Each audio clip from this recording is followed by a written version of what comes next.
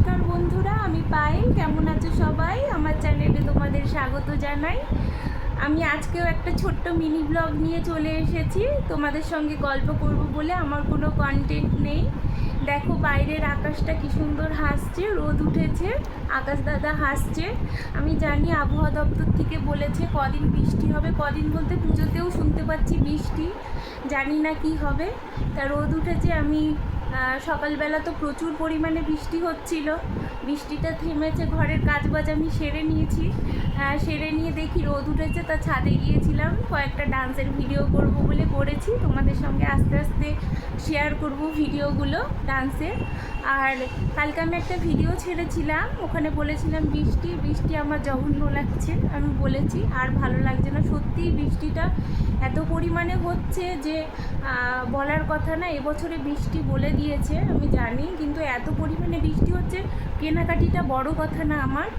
আর ওটা মানে কি বলবো, আর ওটা সব থেকে বড় কথা না। বড় কথা হলো গিয়ে কয়েকজন মানুষ, কয়েকজন না, অনেক মানুষই আছে যে যারা বাইরে বাইরে কাজ করে, বাইরে তাদের সব কিছুই ব্যবসা কাজবাজ, তাদের হচ্ছে গিয়ে প্রবলেম, খুবই প্রবলেম হচ্ছে। কারোর বাড়িতে জল ঢুকে যাচ্ছে, হ্যাঁ, জল যাচ্ছে না, একটু বৃষ্টি হচ্ছে আবার থেমে যাচ্ছে, আবার বৃষ্টি হচ্ছে, ঘরেতে জল জমে জমে তাদের খুবই প্রবলেম হচ্ছে। জল যত ঘর থেকে বের করছে ফের জল ঢুকে যাচ্ছে ঘরে, তাদের থাকতে খুবই অসুবিধা হচ্ছে। আমার কাছে কয়েকটা স্টুডেন্ট পড়তে আসে, তাদের তো অনেকের বাড়িতেই জল ঢুকে যাচ্ছে, তারা রীতিমতো আমার কাছে কাঁদে।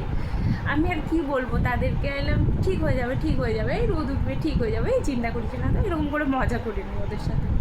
আর কয়েকজনদের তো ধরো গিয়ে এই জামা কাপড় ধোয়ার ব্যবসা, লন্ড্রির ব্যবসা তাদেরও আমি দেখেছি।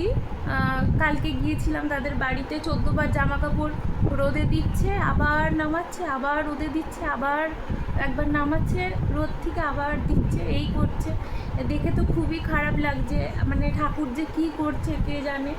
সামনেই দুর্গা পুজো, তারপরে অনেকের আশা থাকে যে বাইরে গিয়ে বাইরেতে দোকান দেবো, ওই 4টে দিন আমি ইনকাম করব, প্রচুর টাকা ইনকাম করব সারা বছর, যাতে একটু ভালোভাবে আমরা থাকতে পারি।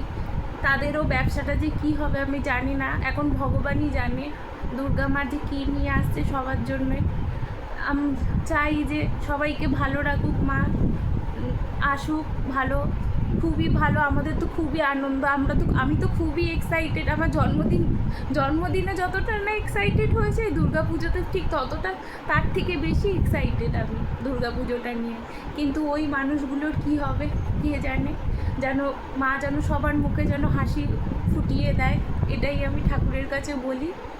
তা এইখানেই আমি ব্লগটাকে শেষ করছি। কি বলবো, তোমরা সবাই ভালো থেকো, সুস্থ থেকো। আবার আমি নেক্সট কোনো কন্টেন্ট পেলে আমি তোমাদের সঙ্গে শেয়ার করব। টাটা।